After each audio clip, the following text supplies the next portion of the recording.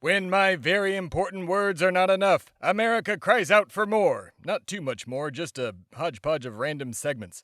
Thus, America, the mini-episode, was born. America! America! America! It's America! The mini-episode. Hello, America. It's me, Theb A starred, a.k.a. the embodiment of and only hope for America, here in your ears again because I have been forced into a closet on my day off to shout at you a bunch of random things. In this episode, I will be answering your semi-important questions, as my questions are the only truly important ones, and then we will have a chance to listen to the audio versions of Rapid Fire News and my very important segment, A Bit of Advice, which you can catch on a normal basis on TikTok and Instagram at America the Podcast. After that, we'll go to a commercial so I can make some money off of you, the listener. And then we'll come back for very important readings, followed by a reading of the theme song to Liberty's Kids by yours truly. That's right, the propaganda cartoon from the 2000s is getting a very dramatic reading by me, Theb A starred, the embodiment of and only hope for America. So, with that, let's get to questions. Our first question comes from little Scotty from Indianapolis, Indiana. Scotty writes, Dear Mr. Thebadias, what is it like living forever? Well, Scotty, it's pretty great. I can eat whatever I want and not gain a pound. I'm the same age for all eternity. And if I can just get past the fact that all of my friends are dead and any other friend and family I would make in my life will die before I do, which won't be until the country dies, well, it's pretty great. I love living forever. And I get to do whatever I want. So, I recommend it. If you can, live forever. Don't become an embodiment of America because that means you will have killed me, which is impossible, so get your own thing. Our next question comes from little Jessica from Las Vegas, Nevada. Jessica writes, Dear Mr. Thebadias, did you ever meet goddamn King George in person? Well, Jessica, first, I don't recommend you swearing at a young age. Oh my god, this person's... How old is she? 58. Oh my god, okay, fine. Swear all you want then. Second, yes, I did meet goddamn King George twice. Once when I was stealing a ring off of his finger while I was about to be knighted. I, as a result, did not get knighted and was kicked out of the military. And then I met him again when I went over to England with John Adams to seal our deal, as it were. The American Treaty. We'll get there. Our next question comes from little Purvis. Purvis? What kind of a name is Purvis? Okay. From Sacramento, California. Little Purvis writes, Dear Mr. Thebadias, who is your favorite president? Well, Purvy, I would have to say Theodore Roosevelt for inventing the National Park Service, and, Ronald Reagan because he made me just stupid rich. Just, the worst kind of rich. It's, like, unfathomable. I think we had to make more money at one point. I don't know if that turned out well, but, I've got a lot of it. That's the best part. So, yeah. Roosevelt and Reagan. That's me. This has been Questions. Next on my very important mini-episode, we have my recent rapid-fire news as well as my other segment, A Bit of Advice. I will be playing them back-to-back for you right now, and you can catch them every week on our TikTok and Instagram pages at America the Podcast. So, here we go! These days, the news can come at you as fast as the COVID-19 Delta variant is sweeping the nation. Well, I am here to shout it at you even faster. This is Rapid Fire News. First, Texas Governor Greg Abbott has ordered the arrests of all House Democrats who fled the state in order to halt a voter suppression bill put forth by the GOP. You gotta love the GOP's new default of arresting one's political opponents. Next, American sprinter Sha'Carri Richardson was recently banned from competing in the 2021 Olympics after she tested positive for using cannabis.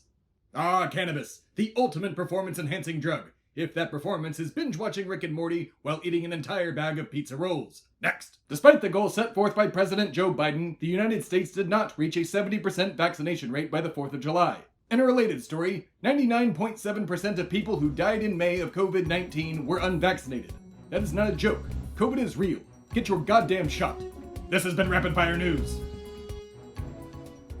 Hello, America. It's me, Theb A starred, a.k.a. the embodiment of and only hope for America.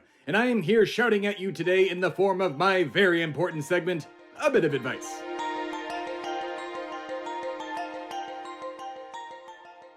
Today's topic, making green off green. To my former colleagues in the Republican Party, I have a bit of advice. You all like money, right? Of course you do. Who doesn't? You would each bend over backwards, or even forwards, for just a few $1,000s in campaign money. However, you all like to constantly complain that the economy is losing money. That may be true at times, which is why growing the economy is so important. A quick and easy way to do that would be to, drumroll please, legalize cannabis. That's right, it's not just for dirty hippies anymore. It turns out the sticky icky ganja can practically print money and boost the economy at the same time. In 2019 alone, the cannabis black market in California brought in almost $8.7 billion, all of which went untaxed. As for the legal market, those legal states are looking at bringing in hundreds of billions of dollars in cannabis revenue by the end of the decade. When I heard those amazing numbers, I jumped straight into that big old green pool with fellow conservatives, former Speaker of the House John Boehner, and former Texas Governor Rick Perry. So come on in, Republicans, the water is fine. You know you all secretly get lit on your own time. Looking at you, Mitch McConnell. Whether you like CBD, Deltas 8, 9, or 10, or good old THC, there's $1 to be made. So go ahead, legalize more than just hemp. Let's get rich together off the sticky icky and pump a ton of money into the economy. Maybe the American people will like you more so you can stop rigging elections. Point of order, I can only rig so many elections for you, so you need to do a little legwork from now on. And as for the Democrats, I politely say, fuck you. You have the presidency and both houses. Don't just decriminalize it, legalize it, save the economy, and be done with it. Or choke and fumble like you always do. This has been A Bit of Advice. I hope you enjoyed that, America. In fact, I know you did. Don't forget to follow the show on TikTok and Instagram to catch segments every single week. And now, I will be back after these messages. It's America, the podcast.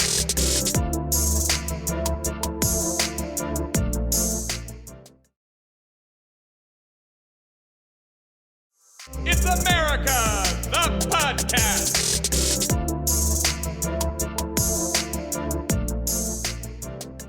And I am back. So, now it is time for Very Important Readings, a segment of the mini-episode where I read important documents that date back to the Revolution. So, let's spin up the theme and get to it. Anyone? Anyone? Jesus Christ.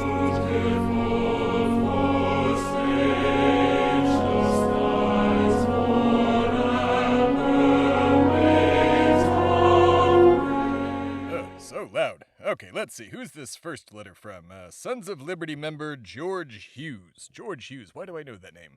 Oh my god, he made every pair of boots I owned. That's right. Between 1770 and 88. Yep, I moved away from Boston after the war. I also wasn't in Boston much during the war, so... but he still made all of my shoes, and delivered them to my home. What does George have to say? Let's see.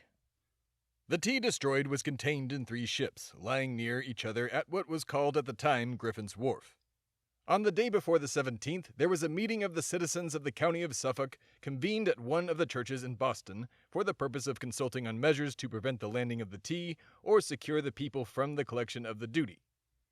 When the committee returned and informed the meeting of the absence of the governor, there was a confused murmur among members and the meeting was immediately dissolved, many of them crying out, "Let every man do his duty and be true to his country." It was now evening, and I immediately dressed myself in the costume of an Indian, equipped with a small hatchet. After having painted my face and hands with coal dust in a shop of a blacksmith, I repaired to Griffin's Wharf, where the ships lay that contained the tea. When I first appeared in the street after being thus disguised, I fell in with many who were dressed, equipped and painted as I was, and who fell in with me and marched in order to the place of our destination. When we arrived at the wharf, there were 3 of our number who assumed an authority to direct our operations, which we readily submitted. We were immediately ordered by the respective commanders to board all the ships at the same time, which we promptly obeyed. The commander of the division of which I belonged, as soon as we were aboard the ship, appointed me boatswain, and ordered me to go to the captain and demand of him the keys to the hatches and a dozen candles. I made the demand accordingly, and the captain promptly replied. We then were ordered by our commander to open the hatches, take out all of the chests of the tea, and throw them overboard. We immediately proceeded to execute his orders, first cutting and splitting the chest with our tomahawks so as thoroughly to expose them to the effects of the water. In about 3 hours from the time we went aboard, we had thus broken and thrown overboard every tea chest to be found in the ship, while those in the other ships were disposing of the tea in the same way at the same time. We were surrounded by British armed ships, but no attempt was made to resist us. During the time we were throwing the tea overboard, there were several attempts made by some of the citizens of Boston and its vicinity to carry off small quantities of it for their family use. To effect that object, they would watch their opportunity to snatch up a handful from the deck where it became plentifully scattered and put it in their pockets. One Captain O'Connor, whom I well knew, came on board for that purpose, and when he supposed he had not been noticed, filled his pockets and also the lining of his coat. But I detected him and gave information to the captain of what he was doing. We were ordered to take him into custody, and just as he was stepping from the vessel, I seized him by the skirt of his coat.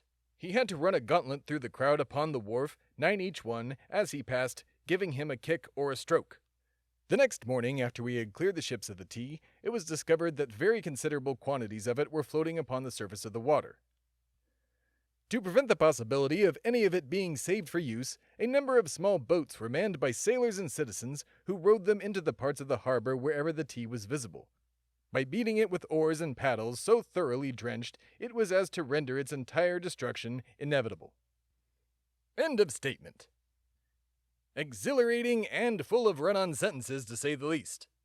So with that, I bring you to the moment you've all been waiting for. And if you haven't been waiting for it, well, you should go back, wait a few days, and then come back here, so you will have waited for it. Otherwise, I don't know if it has the same effect. As you might have heard on my last episode, I brought up a propaganda cartoon I inadvertently advised on back in the early 2000s called Liberty's Kids. The show took place during the Revolution and was about 2 children who worked as journalists for Ben Franklin, who covered the war. That word-for-word historically accurate show had a very important theme song that I wanted to share with you today in the form of a dramatic reading. So with that, I bring you the theme song to Liberty's Kids, originally performed by Aaron Carter and Kayla Hinkle. Give me a world that's equal on all sides. Let freedom flow as constant as the tides. I pray with each sunset, don't forget to rise. I live without regret for ordinary lives. I see a land with liberty for all. Yet still I know the truth will rise and fall. Yes, that's just the way it goes. And a word now to the wise. The world was made to change, each day a surprise. And I know when you're looking for the truth, if you go read between the lines, you'll discover how and why I take my heart into battle. Give that freedom bell a rattle. Get my independence signed, declare it on the dotted line. In Philadelphia, freedom ring, and patriotic voices sing. Red, white, and blue, never give up. We represent America. I'm looking at life through my own eyes, searching for a hero to idolize. Feeling the pain as innocence dies, I'm looking at life through my own eyes. I'm hoping and praying for a brighter day. I listen to my heart and I obey. How can I see it any other way? I'm looking at life, yes, looking at life through my own eyes. That was the theme song to Liberty's Kids, and I thank you for listening, America. This has been Very Important Readings.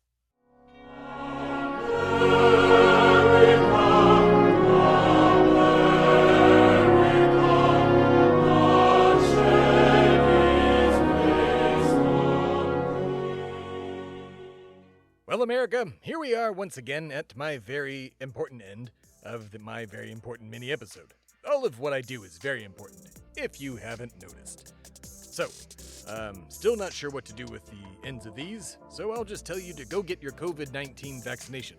There's a Delta variant, and from what I understand, a Lambda variant that are both out there, running amok, mutating everywhere, and will get worse, more deadly possibly, and just definitely more contagious in the fall. Remember, 99.7% of people who are dying of COVID-19 of any variant are unvaccinated, so please, listen to Fox News, Sean Hannity, and go get vaccinated. If you aren't going to listen to me or any of the liberal people out there, go ahead and listen to Fox News, because they're telling you to get vaccinated now as well. Alright, that's it. Good night, America. Good night and good fight. I know I said good night twice, but I'm not going to change it. It's America, the podcast. This has been America, the podcast, hosted by me, Theb A starred, the embodiment of and only hope for America. Tim is also there. You can catch my very important show every week on iTunes, Spotify, Stitcher, YouTube, Shway Media, or wherever you get your podcasts. Go ahead and give my very important show a 5-star review on one of those fancy apps while you're at it. I command it. You can also hear the show and access more content such as transcripts and research material at americathepodcast.com. And don't forget to watch Rapid Fire News and other very important segments on TikTok and Instagram at America the Podcast. You can also find my very important show on Facebook and Twitter if you're into that sort of thing. And now to contractually credit the people who help make my very important show possible. America the Podcast is a Shway Media original podcast. Writers for the show include me, Theb A starred, Tim Philippi, Alana Matos, and Michael Sizemore. Executive producers for the show are Alana Matos and Tim Philippi. Sound design is by Tim Philippi, and all dialogue is mixed in Shway Media Studios. All research and fact-checking for the show was performed by Michael Sizemore and Tim Philippi. A full list of research sources for this season of America, the Podcast, is linked in the description of each episode. The show's theme song is by Timmy Two Step, and all other supporting audio heard in the show was procured through audioblocks.com, freesound.org, and ambient-mixer.com. That's it. Go on now. You hear?